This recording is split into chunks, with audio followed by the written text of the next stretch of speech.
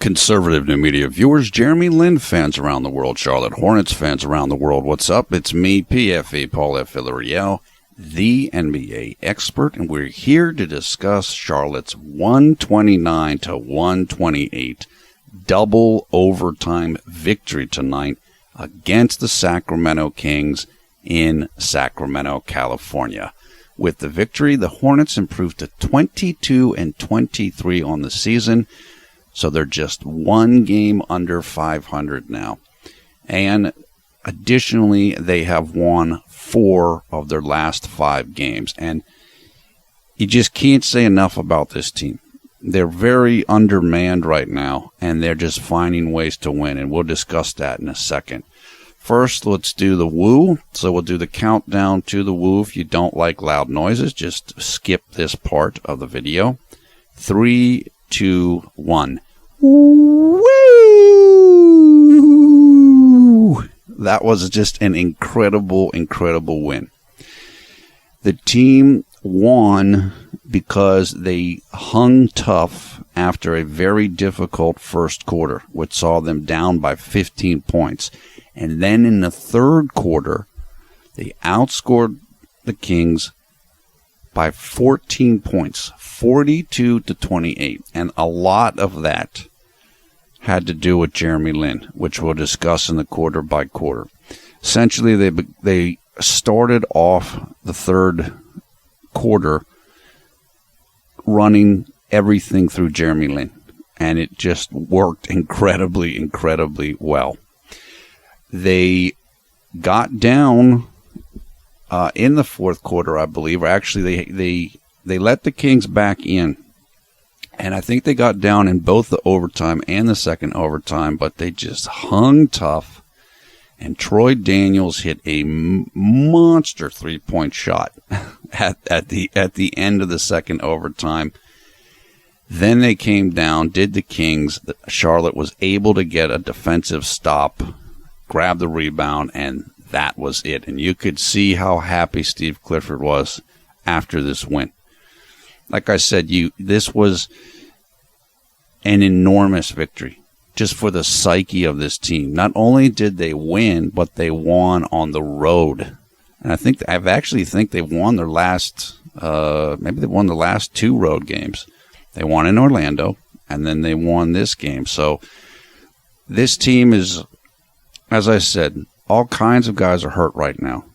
Michael Kidd-Gilchrist still out. Al Jefferson's still out. Nick Batum didn't play in this game. Cody Zeller didn't play in this game. Jeremy Lamb didn't play in this game. Several guys fouled out late in the game, and they still won. And it's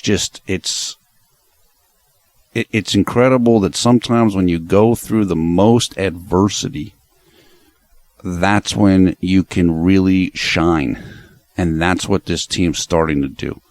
And it's just, I'm really happy for the guys, and it's a thrilling game tonight to watch. But it looked like things were really starting to slip away from the Hornets for this season. And they were kind of just falling away from contention. And now they're only 2 games back, and they're only 1 game under 500. And they've got 3 more games on this current road trip. If they go 2-1, they're back at 500 going home. That would be enormous. And the games that they have are against beatable teams. So not only could the team kind of right the ship on the season, they can do it and then be heading home for reinforcements coming back, possibly in terms of healthy guys. And they can start to win on the road. They can accomplish this and get over this mental hump that they've had with winning on the road. So this is, I don't know, man. This could end up being perfect. And it certainly didn't look like that a couple of weeks ago. But tremendous credit to this team. They are a mentally tough team. They really like each other a lot. You can see that. And that's helping them fight through the difficult moments. And I'm thrilled. Let's go over the statistics quickly, and then I'll talk more about how Jeremy did and all that. We will do quarter by quarter, as I mentioned. Certainly, this deserves its own mention, and that is DeMarcus Cousins scored 56 points in this game. Right, 56, 5-6, which is the most that has been scored by any individual player in the NBA this season. 56 points, 12 rebounds, 4 assists. He was absolutely just unstoppable in this game. And you figured it was going to be a problem because both Cody Zeller and Al Jefferson were out, and it was a problem. It was a big problem. Fortunately for the Hornets, Cousins fouled out of this game with about 3 minutes and 30 seconds left in the second overtime. And that certainly made things better for Charlotte. Rudy Gay, 20 points, 9 rebounds. Omri Caspi, who's an old teammate of Jeremy's in Houston, 13 points, 8 rebounds. Darren Collison, 15 points, 16 assists. Turning to the Hornets, they got 28 points off the bench from Troy Daniels. As I mentioned, Troy hit the game-winning three-pointer in this contest with about 11 seconds left. We'll talk more about that later. Troy hit 8 of 11 three-point attempts tonight. That's just crazy. The Hornets as a team hit 20 three-pointers. So statistically, that's the main reason why they won, because they didn't play great defense. Sacramento shot 53% from the field, but those three-pointers made up for a whole bunch of things, and that's why Charlotte was able to win this game from a statistical perspective. 28.7 rebounds. I mean, you can't say enough about this guy. He and Brian Roberts, over the last few games, particularly the last 2 victories, have been incredible. And you just didn't expect it. Look, we know Brian Roberts can play. We saw it in the preseason. It just he wasn't getting minutes this year because he's not in the normal rotation. And the thing about Troy Daniels is we know Troy can shoot. If you're a Jeremy Lin fan, you certainly saw it when Troy played with Jeremy in Houston. Troy's a shooter. What we didn't know about Troy was how clutch he was and how mentally tough he was, because he stayed ready. And he has been working himself into the rotation over the last, 5-6 games, and he's earning the minutes and playing great. And he's playing good on defense too. So, I mean, full credit to Troy Daniels. He was the hero of this game, and he and Brian Roberts were just critical, and they've been critical, and it's not only is it good for them and for tonight, it's good for down the road, because now your bench gets even better, and you know you can rely on even more guys. That's really good, particularly when you play the way Charlotte plays, which is they want to play at a fast pace. You need as much depth as you can get. So it's just great to see. Kemba Walker, 24 points, 4 rebounds, 8 assists. Kemba did not shoot the ball well in this game. He didn't do much in this game through like 3 quarters, but he was very important down the stretch of this game. And I know there'll be people that say, well, why were they giving him the ball so much late? He was having trouble. It's what I've said in other videos. Kemba is really good at getting open shots because he can create separation with his dribbling ability and his athleticism. So I'm not saying he should take every shot or he's the best option in the world, but that's why he gets so many opportunities, because he can get an open shot, whereas somebody else might not be able to get an open shot. And that's what they did. Although, look, to be fair to Steve Clifford, he made the right decision at the end of the game about who should get the shot. And that person ended up being Troy Daniels. Nothing against Kemba, but just wasn't shooting well tonight, right? Marvin Williams, 21 points, 5 rebounds, played huge. He fouled out, as did Spencer Hawes, as did Tyler Hansbrough. Spencer Hawes, 18 points, 7 rebounds. He had some big shots in this game, real big. PJ Hairston, 5 points, 2 rebounds. Jeremy Lin, 20 points, 7 rebounds, 11 assists. Jeremy played 50 minutes, which I believe it certainly was the most in the Hornets. Yeah, it was the most on either team. DeMarcus Cousins led the Kings with 46 minutes. The next nearest Hornet was Kemba with 45 minutes. Nobody else on the Hornets played more than 33 minutes. So Jeremy was the Iron Man tonight. He was the one gutting out all the minutes. Okay. Shot 8 of 19 from the field, 2 of 4 from three-point range. So the three-pointer's starting to come around a little bit now. 2 of 2 from the free throw line. Somebody either left a comment or put a tweet to me saying in the last 6 or 7 games, Jeremy was 27 out of 28 from the free throw line. Well, it got even better tonight, so I guess it's whatever, 29 out of 30 now. He's just locked in. No steals, no block shots, 3 turnovers, 4 personal fouls. Jeremy's plus-minus was a +5. How did Jeremy play in this game? He played freaking awesome. That's how he played. It's the same thing that we've been talking about in recent videos. He's finding his spots. Now, he had to do more tonight because they needed him. But he's not forcing things. And like I said, I know it. Look, it looked great tonight because he scored 20 points and 11 assists.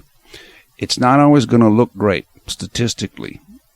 And so you might think, well, he's not doing as much, or he's not playing as well, or I don't know. Is he developing? Yeah, he is really progressing. It takes a particular mindset to allow yourself to play within a system. Now, I know Ray B was saying in the comments from the last video, look, it's not about Jeremy improving and stuff. It's about him just kind of getting the ball more and being able to do his thing. That's true. There's no question. But what I'm saying is he doesn't have to improve, but if he does improve, it's going to make things even better for him. And so I'm thrilled that he's improving. And I'll tell you this, too. This is the best year of Kemba's career. This is by far the best that Kemba's ever played. So if Kemba hadn't hit another level, Jeremy might be getting even more opportunities. But Kemba, credit to him, he's shooting the three-pointer extremely well. He's playing really good in pick and roll, I think better than he's ever played. So I think Kemba deserves his spot right now, just based upon how he's played this year.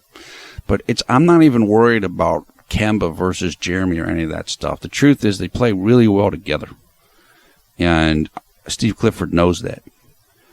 So I will say this. When Michael Kidd-Gilchrist comes back, and it sounds like he's going to be back pretty soon, which could even happen during this road trip.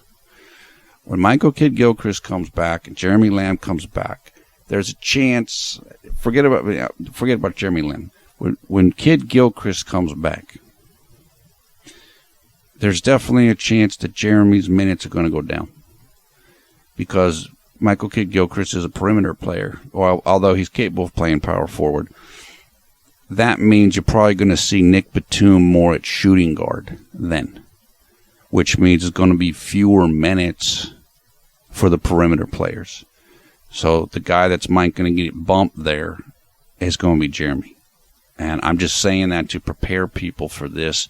And what it means is Jeremy's probably going to be playing less shooting guard and more backup point guard for Kemba. However, Jeremy's playing great, and Michael Kidd-Gilchrist hasn't played in a long time. So it's not like Jeremy's not going to play or whatever. All of a sudden, Steve Clifford's going to shut him down just because Michael Kidd-Gilchrist is back. The reason why Michael Kidd-Gilchrist is so important is, and I should also say, Michael Kidd-Gilchrist is going to take P.J. Hairston's minutes. I mean, that's the person who's probably going to be most affected, more than anybody else, actually. So I should say that. Yeah, in that regard, it might not affect Jeremy that much. Michael Kidd-Gilchrist is an incredible defender. And, of course, Steve Clifford's a defensive-minded coach. But Michael affects the game on defense. Like it's almost like a black hole with gravity. He bends the defense in a positive way. So he's definitely going to be playing. But as I just remembered, yeah, he's going to be taking P.J. Hairston's minutes, probably more so than anybody else's. But we'll see. We'll see how it shakes out. Yeah, so I should have. I'll take that back, what I said about him taking Jeremy's minutes. I will say this, though. When Michael's back, then you're going to have to think about, well, does Troy Daniels play much? Does Jeremy Lamb play much? And so forth. But so going back to how I got on this tangent, Jeremy wants to improve because he just wants to be a better player. He wants to be a more versatile, well-rounded player. And he's really gaining skills and facility this year. So he's definitely improving in a lot of different ways. And so I love it. I think it's great. And there's still plenty of things for him to work on. He's going to keep getting his three-point shooting down. Going to keep getting, playing in disciplined system style. But he's doing fantastic. This year is just, think about this year. Well, we're a little more than halfway gone. Think about this year compared with the last 3 years. How much nonsense Jeremy was going through in the last couple of years. All the stuff in Houston and, then is he going to start? Is he not going to start in Houston? And do they want to get rid of him? And blah, blah, blah. And then, Kobe and Sharman rants and team is soft, boneheaded, all this foolishness. This is a real team. The team is, they like each other. They're close-knit. You have a real coach who's a very good coach, excellent coaching staff, including Steven Silas, who Jeremy really likes a lot. He's doing great, man. I mean, the team wants to win more and they want to make the playoffs, but they're in position to do that now. But Jeremy's happy now. He seems really happy. And he's improving as a player. He finally has coaches who can actually guide him and help him. And you can see it. You can see it. So like I said, is just because he backs off more on offense, that doesn't mean he's not improving. He's improving. And sometimes the backing off actually is part of the improvement. So I'm just psyched. Jeremy played fantastic in this game. Really well. And he played in a way that's repeatable. This isn't a flash. He can do this again and again. That's what makes it so exciting. He's not going at 100 miles per hour where it's just going to burn him out, or he's going to take too many hits, driving to the basket. Now, this is a manageable style. Of course, he's not going to play 50 minutes every night, but the way in which he's playing is going to let him be able to do this over and over again, or be able to do it a lot. And that's one of the big things he wanted to improve coming into this year, was his consistency. And he's getting there. It's definitely getting there. Okay, so he played just a terrific game tonight. Really well. And he was absolutely critical for this win. He was the guy that was driving the engine for Charlotte for at least 3/4 of this game, and probably about 3.5. And then he kind of stepped back. He was less of a factor down the stretch of the fourth quarter and in the overtimes, but he still had some important plays. And that's how it works when you play with talented teammates. It's like when LeBron's playing with Dwayne Wade and Chris Bosh. Well, sometimes you don't have to be super LeBron. Dwayne Wade's going to do things. And that's kind of, it's good to play with better players because your teams are better. And not all the burden is on you. But Jeremy was in control of this game for Charlotte for most of the game. And I said it on Twitter while it was going on. give credit to Steve Clifford and to Kemba because they knew it and they let it go. They let it happen. And they're happy to let it happen. And they trust Jeremy. They trust him, and Jeremy delivers. So it's great. Things are getting better and better for Jeremy. Just every single outing, it seems like. And every single day he's in Charlotte. And every day we get further away from the 3 years of nonsense that took place before this year. So it's good. Okay, let's do quarter by quarter. I'm not going to, I'll keep it relatively brief just because this game was so long. There's a million things to say. Okay.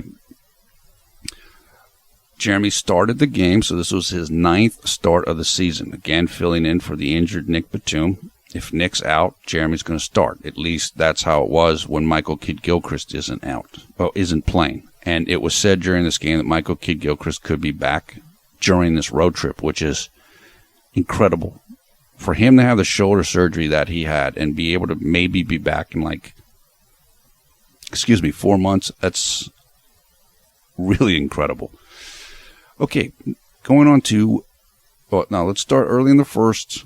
Jeremy missed his first 3 shots. They were both three-pointers. One of them was a desperation heave. And the buzzer was about to go off on the shot clock, so he had to throw it up. So he missed both of those.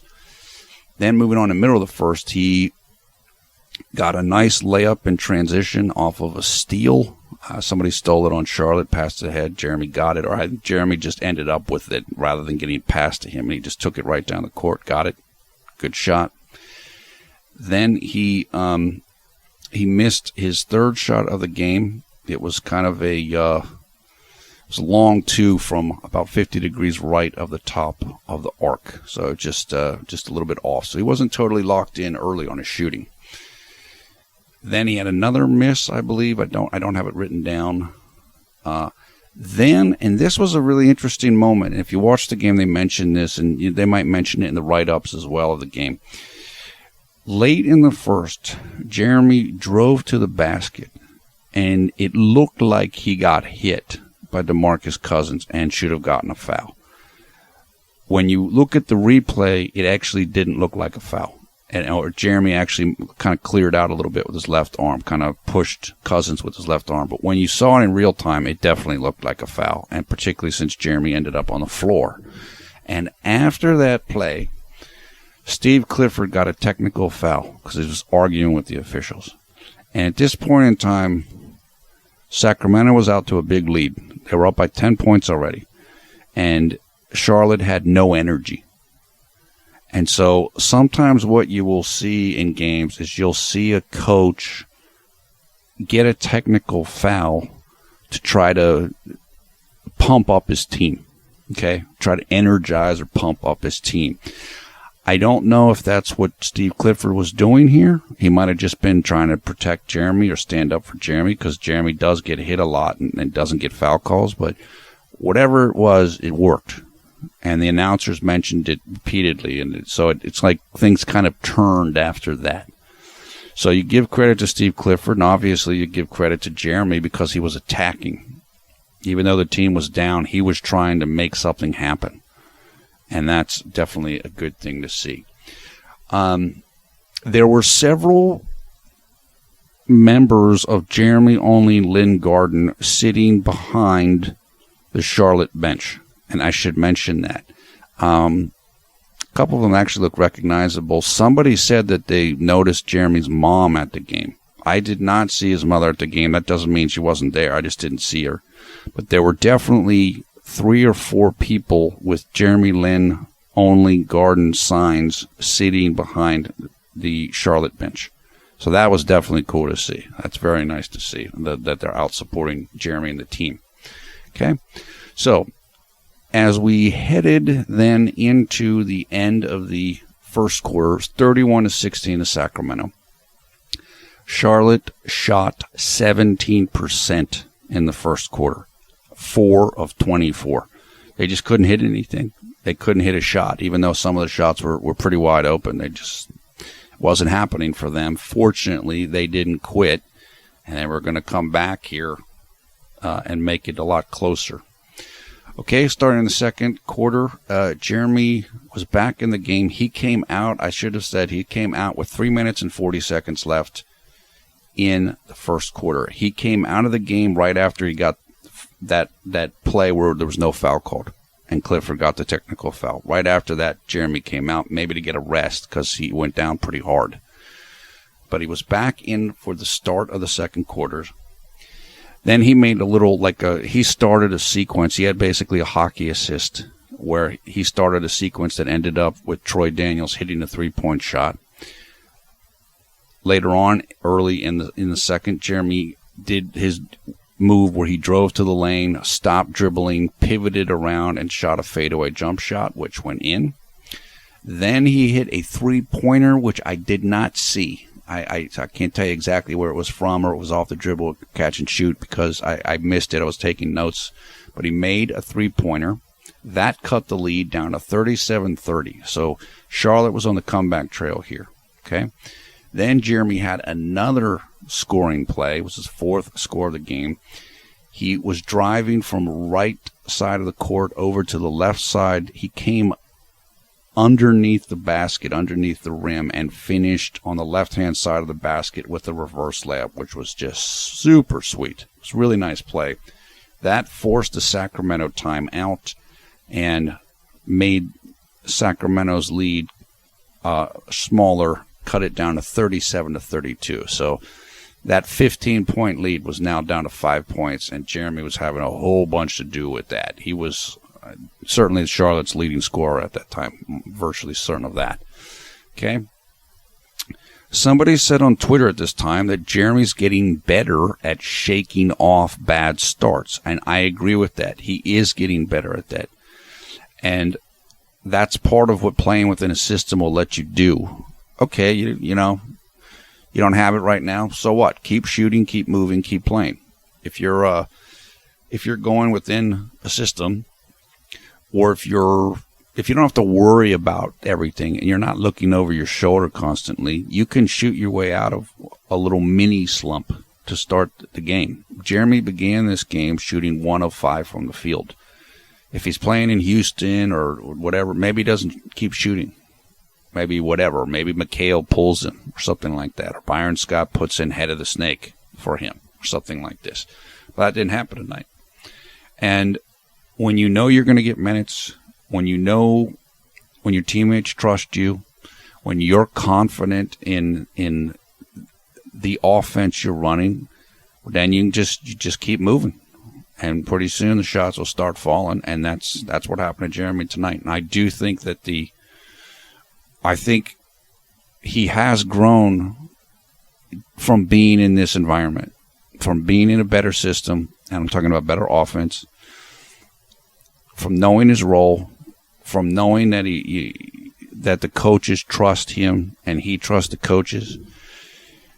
It's just getting a lot better for him, and you can see it. It's getting better and better. Again, this is only half a year in this system, so you can imagine it's as long as he's in spots where he wants to be, which is what should happen for the rest of his career now, because it's up to him where he signs. He should be in good shape. I'm very excited for his future. Then he missed a short jumper. Then he had his first assist of the game, little pass to Spencer Hawes for a layup. So Jeremy received a pass from Brian Roberts, and then he made a quick touch pass to Spencer Hawes. So the ball was moving well, and then it was a nice play by Jeremy there. He then forced Ben McLemore into an up and down, which is Ben McLemore left his feet. He wanted to shoot, but Jeremy closed the distance on him, and he couldn't shoot. So if he tried to shoot, Jeremy would have blocked him. And so Ben jumped up, and he tried to, and then he tried to tap the ball away to a teammate. But you can't do that. If you leave your feet jumping up, you cannot then touch it again, or it's a travel. In this case, an up and down is when you jump up like you're going to shoot. It's just a version of a travel, but it's just that's just what it's called for that particular play, and it's a violation. Okay, then I put Jeremy is playing great defense tonight, and he did. He played fantastic defense in this game. He really, really hustled hard in this game.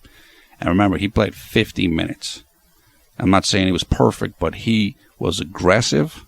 His closeouts on shooters were terrific. He was defending the small forward at a number of different times in this game. Meaning they were going smaller. What that usually meant was Kemba Walker, point guard, Troy Daniels at shooting guard, and Jeremy basically playing small forward.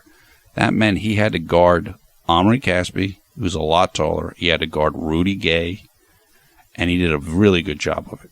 I mean, one time on one particular play that it'll come up, Rudy Gay, who's significantly bigger than Jeremy is, was trying to back down Jeremy, like post him up, and Jeremy wouldn't let him, and Rudy had to pass the ball away. So, I mean, Jeremy put out maximum effort in this game. On the other hand, and as I said earlier, he's conserving his energy. So even though he played 50 minutes and he hustled, he's not using as much energy as he used to use as a player. That's incredibly important. Extremely important. You have to know how to ration your energy. And Jeremy's getting better at that. And that means he'll be able to play longer minutes. He won't get hurt as much, etc. So like I said, he's improving so much. It's just exciting. It's just exciting to watch. And as his shot comes around more, and he's right on the path that he needs to be on to become what he wants to become as a player. And it's fun to witness it. Okay, then late in the second, Jeremy had his first turnover of the game. He ran into DeMarcus Cousins, and DeMarcus Cousins flopped, basically. I mean, that's my own interpretation of what happened. DeMarcus Cousins is 270 pounds, and Jeremy's 190 pounds. And Jeremy ran into Cousins, and I think Cousins fell over. So that's not going to happen in most instances unless DeMarcus Cousins wants it to happen. Okay, then now Jeremy, he should have gotten an assist on this play, and he didn't. And people told me this, and it's true, he didn't, and he shouldn't have. Now, I haven't had as much time, or people I know have pointed out a couple of things like this, and just haven't had a chance to write the NBA or whatever. I mean, you can't track down every single thing. Jeremy passed the ball to P.J. Hairston, and P.J. Hairston was driving towards the basket, and he shot a layup, and the layup was goaltended by the Sacramento Kings, meaning in this instance, PJ shot the ball and it hit the glass, and then Sacramento touched it. You can't do that. That is an automatic goaltend. And so they had to go, and the referees went and they looked at the play on the review monitors. They determined that it was a goaltend. PJ gets the basket, and Jeremy should have gotten the assist. That's true, he should have gotten it, but he was not credited with it, unfortunately. Okay, soon after that, Jeremy had a really nice pass to, I think it was Spencer Hawes. It was either Spencer Hawes or Tyler Hansbrough. He was driving from left to right at the top of the key area, okay, was Jeremy. He drew his defender and Hawes' defender. Spencer Hawes just sitting right there under the basket. Jeremy threw the pass, wrapped it around Hawes' man, and boom, easy basket right there. Then Jeremy had his fifth score of the game. It was a jumper going off the dribble from left to right. It ended up, he was shooting it from about the right side of the free throw line or thereabouts. Then finally, before the half, Jeremy had his sixth score. He received an offensive rebound, I believe. I think he grabbed an offensive rebound, or somebody did, and then passed it to him. He drove on the left side of the basket, and he shot a little right-handed shot off of the backboard. And so Jeremy's on a nice roll here. At halftime, 56-46 Sacramento. So Charlotte's down 10 points here. JLin, 13 points, 4 rebounds, 2 assists. And he was shooting 6 of 12, so he was shooting the ball very, very well. Now we move to the third quarter, and this is where Jeremy took over everything. This is where basically Steve Clifford decided we're going to run the offense through JLin. And that's exactly what they did. What happened was this, and Jeremy just racked up the assist. I'll go through the stats here in a second, or through the play-by-play. What they did with Jeremy was they had Kemba out at the top of the arc, essentially. And what they did with Jeremy was they were setting him up on the wing area. So he was a little bit below the three-point arc and kind of almost like the extended post area, like extended elbow out where the paint is, a little bit more, but in that same zone, but just a little further away from the actual paint. And what they were doing was, we'll set you up here. Kemba's going to give you the ball. You're going to dribble. You're going to make dribbles. I think they were using pick and rolls for him to get him space whenever they'd set up this. And then it was just up to Jeremy to do what he wanted. We're going to set you up. Again, I have to watch it again. I'm pretty sure they were setting pick and rolls for him. And then you go to score, or you kick out a pass. What they wanted Jeremy to do, what it looked like, was they wanted him to draw two defenders and then kick it out for open shots. And that's exactly what he ended up doing, as well as scoring a couple of times. So I believe that this was almost like, it was like a package. I think it was like a pick and roll package for him. We're now here at the beginning of the third quarter going to run the JLin pick and roll offense. And let's see how you guys handle it. And Sacramento didn't handle it very well. And that's when Charlotte made a big comeback. Okay, so let's get started with it right here. Early in the third, Jeremy had his third assist to Marvin Williams. Jeremy came off of a little curl play, going from right to left. It's just a nice little play. He set up Marvin Williams for a layup on the right-hand side of the basket. Then he drew an offensive foul on Ben McLemore. So Ben McLemore couldn't get anything done against Jeremy. Really, when Ben was on offense, he wasn't having any success against Jeremy. He did have some success, but it was not when Jeremy was guarding him. I think Jeremy drew 2 offensive fouls on him in this game. Then Jeremy, on that same little action, the little mid-post pick and roll, or side pick and roll action, that's probably what it was, side pick and roll stuff. Then another Jeremy drives to the basket, sucks the defense in, kicks the ball out to Marvin Williams, who hits a jumper. I mentioned this in the last video, and it's something that Steve Clifford and the assistants mention all the time. The best shots you can get, whether they're three-pointers or long jump shots, is when the defense collapses, when they have to suck in and guard the paint, and then you get shooters wide open. Okay, and this is what they were doing with Jeremy. Because his dribbling and pick and roll game is so good, it throws off the entire defense. And so they're like, okay, we're going to run this. Sacramento's going to try to do everything they can to keep Jeremy out of the paint, and then guys are going to be wide open. And that's exactly what happened. Then I also made the note that the Hornets were now playing better. They were playing better double teams against DeMarcus Cousins. DeMarcus was just crushing them in the first half, and he would continue to crush them, but at least they were playing the designs, and the way that they were dealing with DeMarcus was better in the second half than it was in the first half.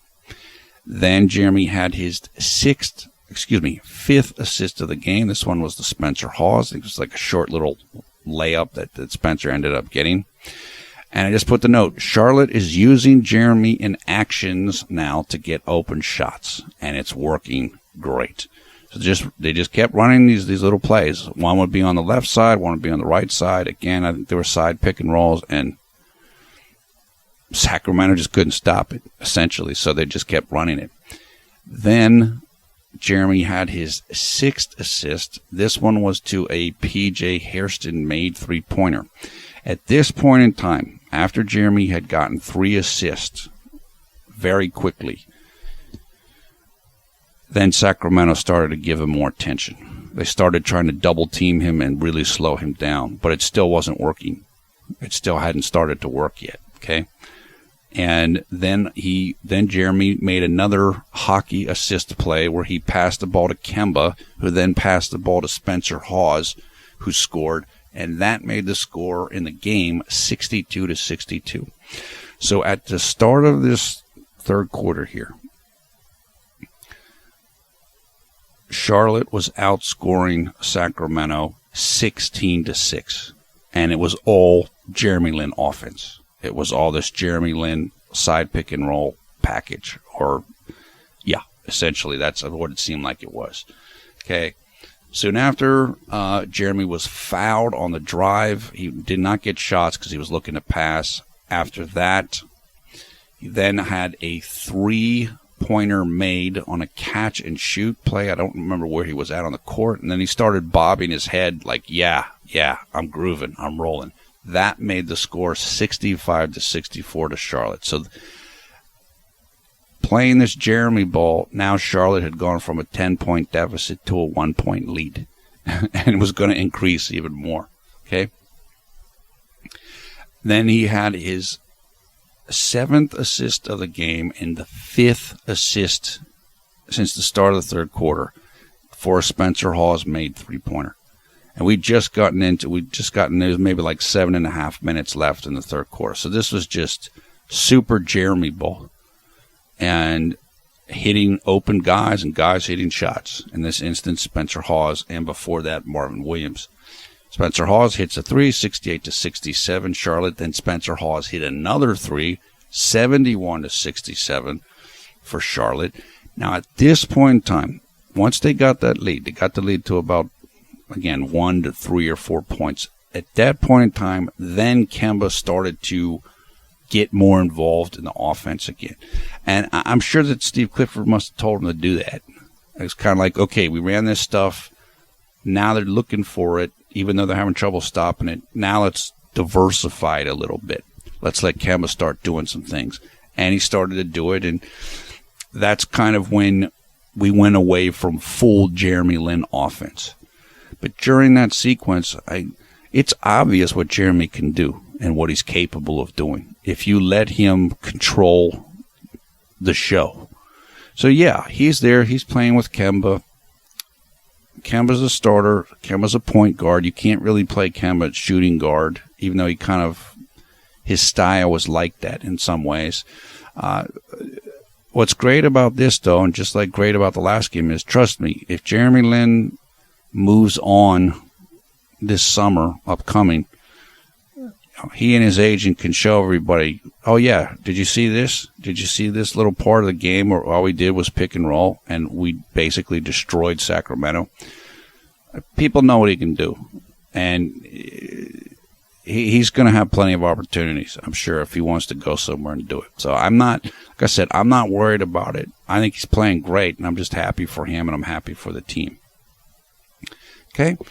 Then Sacramento took a timeout after they went down 73-69, and Charlotte just had a good offensive groove now. You could see they were happy, they were feeling good, and Jeremy was making smart decisions. Like one time, he drove to the basket, he beat his man, and then Rudy Gay came over to help, and Rudy's a really good jumper. He's a really good vertical leap, and so Jeremy decided, if I shoot this, I'm going to get blocked, which he would have. And so he kicked the ball out, and somebody else got up a shot. So I think Jeremy was doing this groove, and he was playing perfectly. He was making great decisions, scoring when he needed to, but he just excellent, just so well in the way he was playing. And obviously that showed in his statistics tonight with 10 assists and only 3 turnovers, and 2 of the turnovers were charges. And the second one of them was about to come right now. It wasn't a charge, it was a loose ball foul. Yeah. No. Yeah, Jeremy, this is so silly. Jeremy had a rebound, And when you have a rebound, a lot of times you'll see guys kind of swing their elbows, and that's known as clearing a rebound. Like, in other words, you're trying to get guys away from you so that you can pass the ball to your teammates. Well, in this little thing, supposedly, I guess he hit DeMarcus Cousins, and DeMarcus flopped again. That's what it looked like anyway. And so that became 2 turnovers on Jeremy. Both of them were against DeMarcus Cousins, kind of exaggerating or appearing to exaggerate hits that Jeremy had on him. Okay, but like I was saying before, Jeremy had 11 assists and 3 turnovers. That's exceptional. And again, 2 of the turnovers weren't on passes, or they weren't on dribbles either. So he really, really controlled the ball well tonight. Okay. Okay, and then I'm going on. We're moving on here to late in the third. Jeremy had just missed a shot. He took a shot. He wanted to pass the ball, but he was forced to shoot. He missed it from the right baseline. He came out of the game with 3 minutes and 38 seconds left in the third quarter. Scored then was 79-76 for Charlotte. So Jeremy helped lead the charge. He led the charge for Charlotte to retake the lead here. And he was getting Spencer Hawes and Marvin Williams great shots. Layups, open jump shots, everything. And it just worked great. And look, you can look at this and say, well, they should play like this every single game. Let Jeremy control the ball and let Kemba control the ball less. I mean, it's not going to happen. Even if it should happen, that's not what Steve Clifford's going to do. Kemba's, like I said, Kemba's played so great, but it's there, and they can run with that, and Jeremy can do it when he's given the opportunity to do it. And like I said, maybe he has to go somewhere else to be able to do it more, but he makes the team, it makes the team more dangerous. And again, Jeremy can show everybody around the league, look, I can do this. So, maybe we'll see what happens. We'll see what happens in this upcoming summer.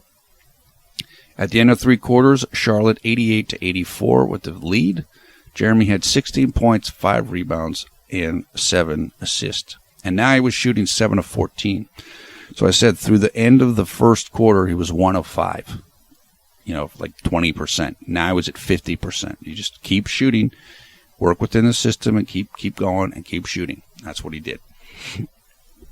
Excuse me. Moving on to the fourth quarter. I should say, I told you, Jeremy came out to rest for a couple minutes there at the end of the third. He was back in for the start of the fourth. Said he played 50 minutes. So in a double overtime game, there are 58 minutes. So he only rested 8 minutes of this entire game. Okay. He missed his 8th shot. This is another one of those situations where he wanted to pass the ball, but he couldn't. They took away the pass from him. So he was forced to shoot. He missed it. He then had a terrific move. He was in transition, and he I think Caspi was trying to guard him. He dribbled behind his back, went left on Caspi, and he had an angle. Unfortunately for him, Rudy Gay had come down in transition and was able to block his shot. But it was just a great move by Jeremy. It was fantastic to see that. Then he had his 8th assist of the game to a Tyler Hansbrough dunk. This was just a fantastic play, and it was a big-time dunk by Tyler Hansbrough. That made the score 92-84 with 9 minutes and 32 seconds left in the fourth quarter. Sacramento took the timeout, and Lin went to sit down, and you could see this huge smile on his face because he was rolling, and the team was rolling, and they knew it. Okay. After the timeout, he missed his 10th shot of the game. He shot a reverse layup. He was cut very hard on the left-hand baseline, so he went under the basket on the left-hand side, came up on the right-hand side, and missed a shot. Pretty good defense there, I thought, by Sacramento. Kind of helped force him into the miss. Then moving on into the middle of the fourth, where now Sacramento's on the run. They cut the lead down to 94-93. Okay. Then Jeremy had his 9th assist to a made Kemba Walker three-pointer. The announcers commented that that was Jeremy's season high in assists, which is great to see. Then Troy Daniels hit a three-pointer, actually hit 2 three-pointers. That helped bring the lead up to 105-99. We're moving on then and now into the late in the fourth quarter. Kemba Walker hit a shot. That made the score 107-99. So things were looking real good for Charlotte right now. They're up by 8 points with less than 4 minutes to play. Actually, 3.5 minutes to play. Everything looked good, but Sacramento just didn't want to go away. And they kept shooting, and they kept getting offensive rebounds. And now at this point in time, Charlotte had 3 of their big men had 5 fouls. When you get 6 fouls, you're out of the game, which means that, DeMarcus Cousins can do whatever he wants. Then Jeremy had his 10th assist of the game, a nice pass to Troy Daniels for a made three-pointer. That made the score 110-104. Then Sacramento came right down after that, and DeMarcus Cousins hit a three-pointer, which cut the lead to 110-107. Right after that play, Jeremy had his 3rd and final turnover of the game. He was on the left side of the top of the arc, just a little bit off the top of the dead center. He tried to dribble, and I believe when he was trying to dribble, Darren Collison poked away the ball. Darren Collison has fast hands. He's the backup point guard for the Kings. He's a small player with quick hands. So you have to be careful around players like that. He was able to disrupt that. That gave the ball to Sacramento, and then they drove down and got a layup off of that play. Right after that, Steve Clifford called a timeout. I think that cut the lead. Yeah, that made the lead 110-109. And you could see Steve Clifford talking to Jeremy. He wasn't happy. I think basically what he said to him was kind of like, don't rush the play. Make a smart decisions and don't rush. Because we can lead to critical turnovers like this. Look, that's the type of thing what I'm saying. If Jeremy can improve on decision-making, your ball handling, and so forth, so that he's able to do what he wants to do with the ball and get to the spot that he wants to get to. Again, coming back to it, that's why Kemba gets the ball so much. Now, we've seen Kemba get turnovers in the same situation. In fact, I think he had one in this game and or last game. It's not like he's infallible in turnovers, because he's not. But it's easier for Kemba to get where he wants as compared to Jeremy and as compared to most of the players in the NBA, just because of the size that he is and the explosiveness that he has. And that's the reason why Kemba ends up having the ball in his hands so much late in games. Okay. And look, it's like I said though, it was a key mistake in that instance. But, I mean, Jeremy had so few mistakes in this game, it's just hard to get down on him. But I'm glad that it happened in a way, because the team still won, and it's the type of thing that Jeremy's going to learn from it. And so the next time you have that situation, he'll make a better decision. So you got to go through this stuff to improve. And last year when Byron and Kobe did their boneheaded thing, that whole Minnesota game, which I was actually wrong about. They lost that game. I thought the Lakers won that game. They lost the game by 1 point. What Kobe said after that game, or soon after that game, may have been a day after or something, about Jeremy was, look, you gotta do it. You gotta play. You have to experience it. In other words, you've got to play and you've got to make mistakes, and then you got to learn from it. And that's why I'm happy that happened with Jeremy. The play happened. Okay, it wasn't great. Steve Clifford got on you. You'll look at it in film, but the team still won. So Jeremy gets to get better, and the team still got the win. So I mean, that's perfect. You're getting the experience, but you're doing it in a victory. That's exactly what you're looking for. Then Kemba was fouled, and he hit 2 free throws. Then Kemba made a nice play where he stole the ball away from DeMarcus Cousins. DeMarcus Cousins fouled him. Kemba hit both free throws off of that. 114-109 Charlotte.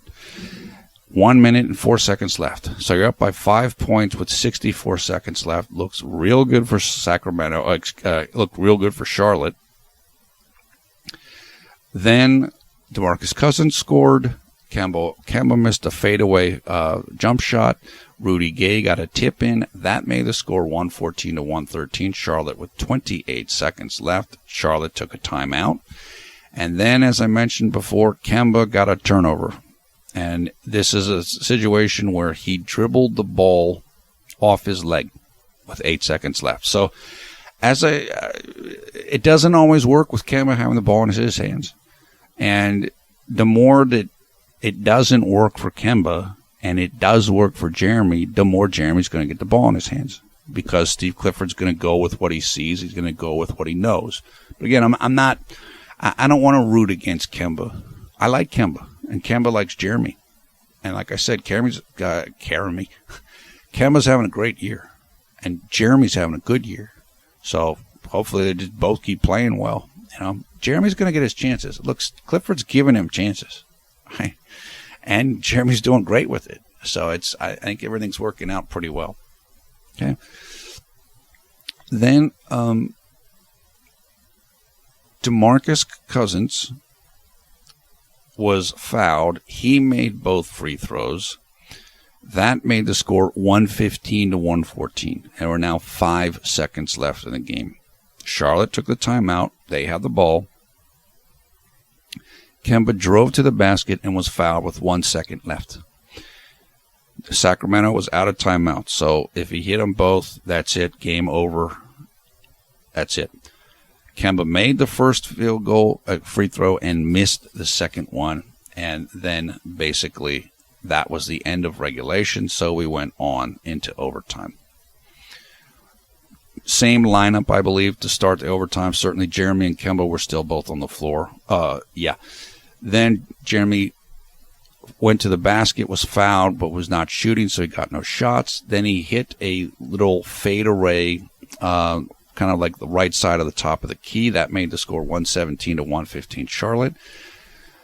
And Sacramento retook the lead. He got another foul against DeMarcus Cousins, which some of these fouls were very funny if you saw them happening, just again because of how big Cousins is. Okay. Then he played this is where he had the defensive stop against Rudy Gay. Rudy Gay tried to post him up on the left-hand side of the paint, and Jeremy wouldn't let him. And it was just terrific. Rudy had to pass the ball around. So at this point in time, the lineup was Jeremy playing small forward. So it was Kemba Walker, point guard, Troy Daniels, shooting guard, and Jeremy was playing small forward, which is, again, that's why he's having to guard Rudy Gay here. And he did a very good job of it. Really good. Troy Daniels hit a three-pointer. That made it 120 to 118 Charlotte. Then they came back to Rudy Gay, tried to post him up once again. I don't think it worked. I think Rudy had to pass the ball around. Tyler Hansbrough fouled out of the game, and Spencer Hawes had already fouled out. So they were down to Tyler Hansbrough fouled out. And at that point in time when he fouled out, Spencer Hawes had already fouled out, and so had Marvin Williams.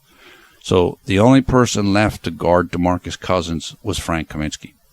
And so it's, Sacramento at this point in time then was like, okay, we're gonna go to DeMarcus Cousins every single time, because you got a rookie guarding him, and we don't think that's going to work. And so they were doing that quite a bit. Okay? So they started, once Sacramento began to do that, then Charlotte really started double-teaming DeMarcus Cousins hard, which is exactly what they should have done. Kemba hit a jump shot. That made it 122-118 Charlotte. Looked pretty good right then. Then DeMarcus Cousins had a layup that scored. JLin got an offensive rebound. DeMarcus Cousins scored again. That made the score 122-122 with 38 seconds left in the first overtime. Charlotte called a timeout. Kemba was fouled on the play coming out of the timeout. He almost scored the layup for an and-one opportunity, but he didn't. He made both free throws. That was 124 to 122. Then DeMarcus Cousins was fouled. He hit both free throws, 124 to 124, with 26 seconds left. Charlotte took a timeout. They designed a play. The play was designed for Kemba Walker to get an isolation instance and then do what you want with it. Basically, Kemba waited until it was about 5 seconds left, which is what you should do. Drove to the right-hand side of the basket. He lost his man, so it looked pretty good. But then DeMarcus Cousins came over. Kemba shot a layup, and DeMarcus Cousins blocked it. The referees decided that there was still 1.6 seconds left on the clock once Sacramento got control of the ball after the blocked shot. And so Sacramento went to inbounds the ball. They threw it away. Charlotte stole it. I believe Frank Kaminsky stole the ball. And then Charlotte took a timeout to run another play. The play was given to Kemba Walker, dribbling from right to left. He got tripped. I mean, I don't know if it was intentional. Somebody tripped him on the Kings, but he definitely got tripped. No foul was called. Time ran out, so we headed to double overtime. 124. So this game is just never would end. And the feature game of the night in the NBA was Golden State against San Antonio in Oakland. That game started 30 minutes after the Kings game started, but it was already over. And Golden State won in a rout over San Antonio, and congrats to them for that. This game was still going on, and it turned out this was really the game of the night. And it just never seemed like it was going to end. Okay? Jeremy was at the beginning of the quarter, at the beginning of the overtime quarter, the second overtime, he was still guarding Rudy Gay. Sacramento went back to him, and they called a foul on Jeremy immediately. So they were still wanted that matchup. Okay. I'm just looking, and then on the next possession, the Charlotte didn't the offensive scheme wasn't that great. They didn't get a good shot on that particular set. Then Kemba Walker hit Rudy Gay in the eye. It was just an unfortunate play. He just went up to try to challenge his shot, but he ended up kind of like hitting his finger in his eye. And Rudy Gay got 3 free throws. I think he only hit one of them, which was fortunate for the Hornets, but you felt bad for Rudy because he was clearly struggling with his eye at this point in time. That made the score 126 to 124 for the Kings. Then DeMarcus Cousins got his 6th foul, and it was on an offensive foul, and he was super mad. You could see him was storming off the court, basically, to the bench. He went out of the game with 3 minutes and 30 seconds left, and I think that score was still 126-124 Sacramento. Obviously, that was a gigantic break for the Hornets, and it was exactly the type of break that they needed to be able to do what was necessary to win this game down the stretch. Kemba Walker came down, missed a jump shot. Willie Cauley-Stein on the other end got another offensive foul for the Kings. Then Jeremy had his 11th miss of the game, which was the final missed shot that he had. He took a three-pointer top of the arc off the dribble. I can't remember. It might have been a little bit too long. I don't remember right now. Then he was going up for a defensive rebound, was Jeremy, and he was called for a foul. I thought it was just I really didn't understand that call. It looked like Jeremy had position and that he had gotten the rebound pretty well, but I guess they must have felt like Jeremy pushed off on the Sacramento player when that took place. Okay, Charlotte took a timeout with 1:24 seconds left, and the score was still 126-124. At this point in the game, there had been 9 shots taken in the second overtime, and none of them had gone in. Charlotte was 0 of 5, and Sacramento was 0 of 4, with the only scores coming from free throws for the Kings. But after that timeout, Troy Daniels got a layup. That made it 126-126 with 1:07 seconds left. Sacramento timeout. After that timeout, Kemba Walker drew a loose ball foul. against the Kings. They missed a shot. There was a scramble for the ball, and Kemba was fouled. So that was nice right there. Then they took a timeout because Kemba was still hurting, like he had gotten kneed or something. And so Charlotte took a timeout so that he had a little bit more time to recover, did Kemba. And then the announcers also noted that JLin was limping back to the huddle. He wasn't limping because he was hurt. He was limping because he was tired. Okay. After the timeout, Frank Kaminsky drove to the basket. He was blocked. They did a good job collapsing on the drive. Two guys challenged him. He was blocked. Then Sacramento came down, and Willie Cauley-Stein was able to get a dunk, which made the score 128 to 126 with 11 seconds left. So that was the first field goal made in the double overtime by either team. And that gave, that was the second field goal because Troy Daniels hit a layup before that. So that was that. Now, Charlotte took a timeout. They had to set up a play, and you didn't know what they're going to run. Are you going to go? Obviously, there's no shot clock because there's less than 24 seconds left. There's only 11 seconds left on the game clock. Are you going to go for a two-pointer, try to tie the game up and go to a third overtime, or are you going to try to take a three-pointer and go for the win? And Charlotte decided they were going to take a three-pointer and go for the win.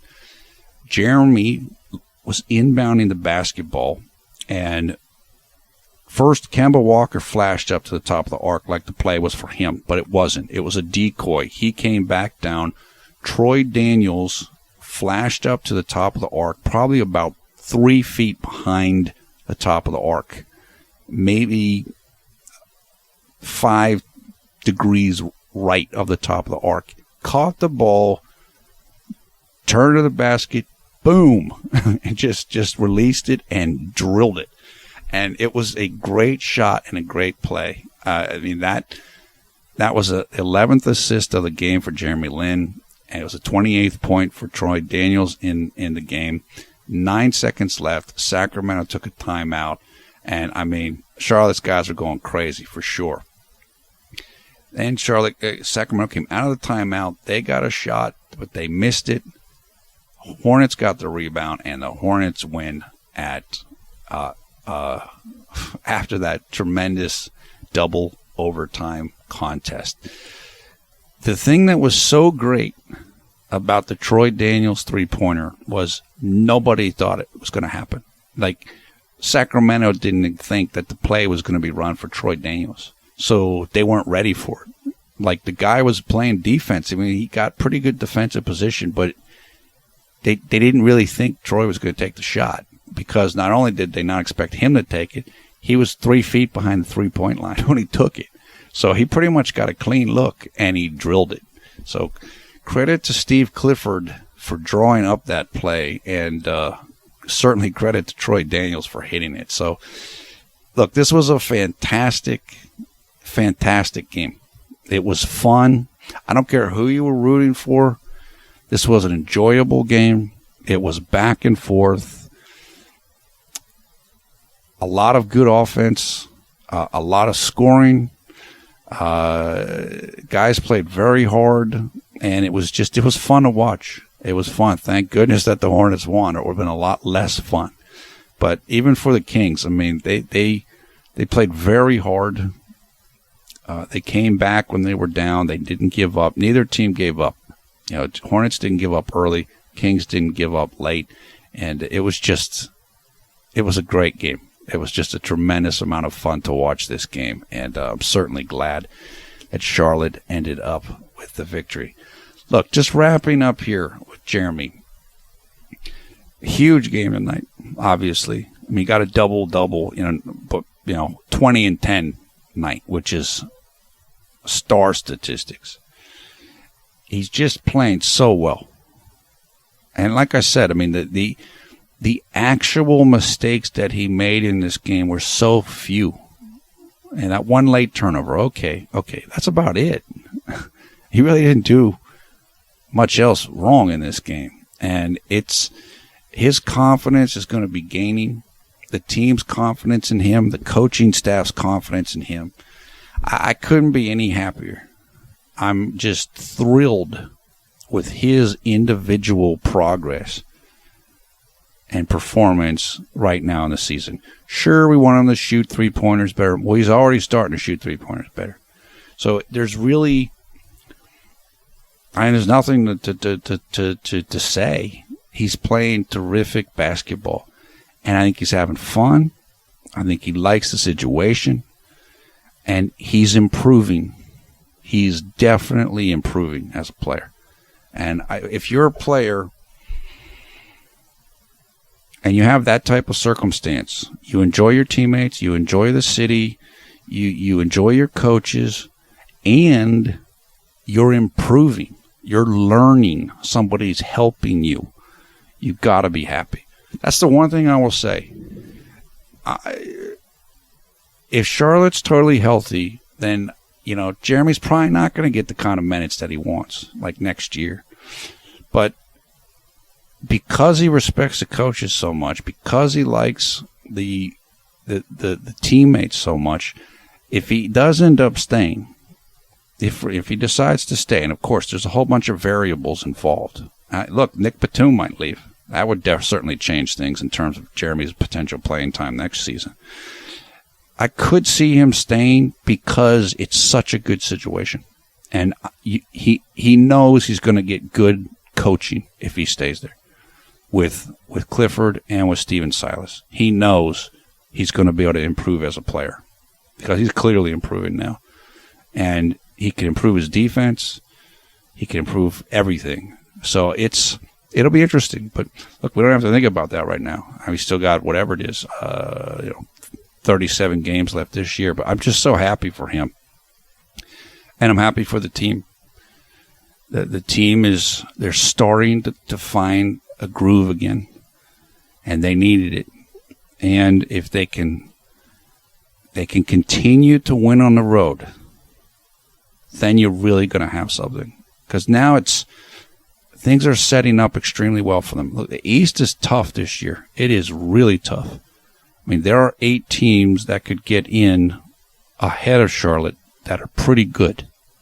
So it's not going to be easy. But the situation is setting up well for them.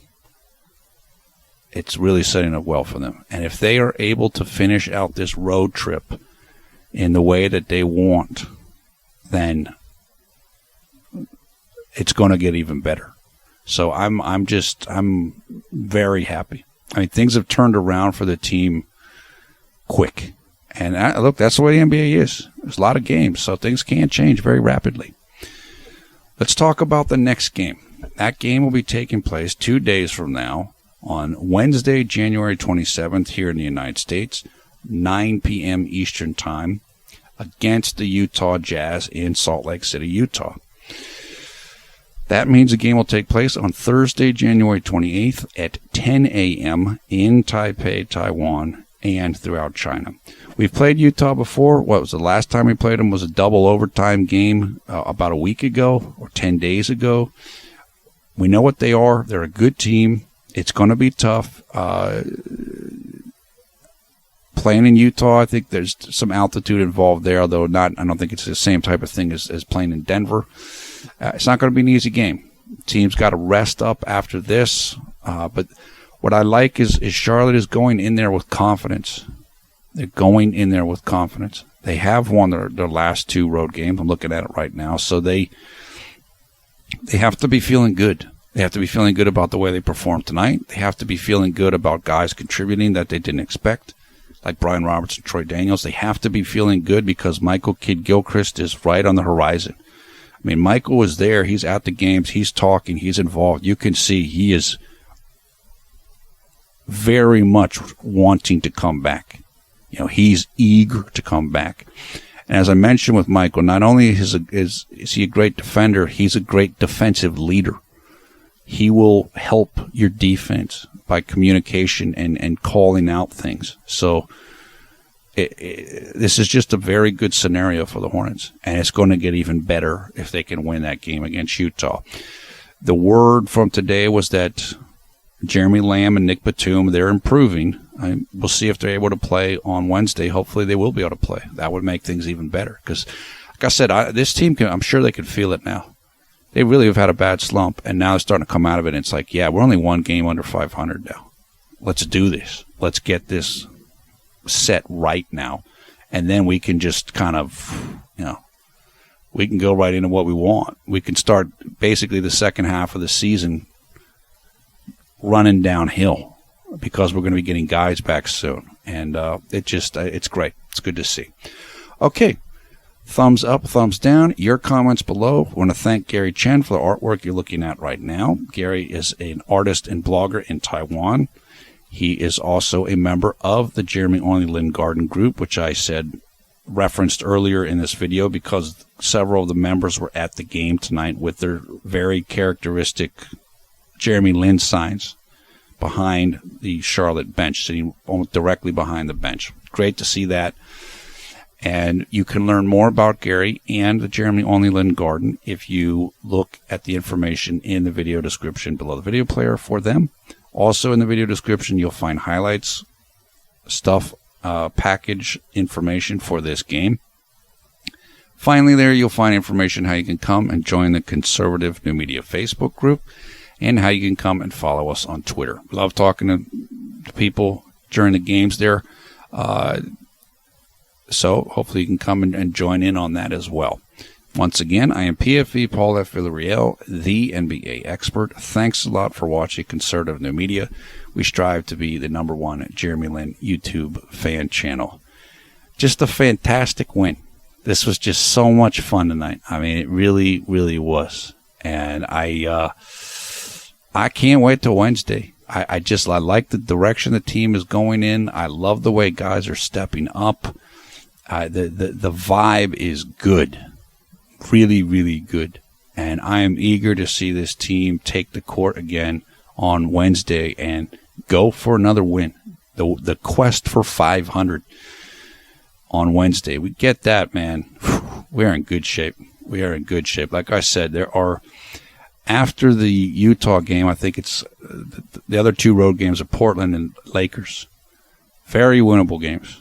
Very winnable games. So let's take it to Utah and hopefully we can get it started there. So we will see you less than 48 hours from now. Hope you're having a great night or great day around the world when you watch this video. And I should also add congratulations to the NFC champions, the Carolina Panthers, who are looking real strong. They are the favorites to win the upcoming Super Bowl.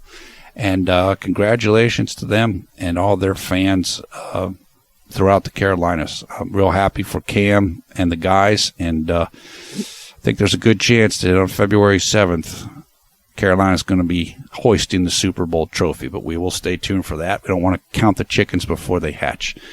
Everybody else, take care. We will see you just a couple of days.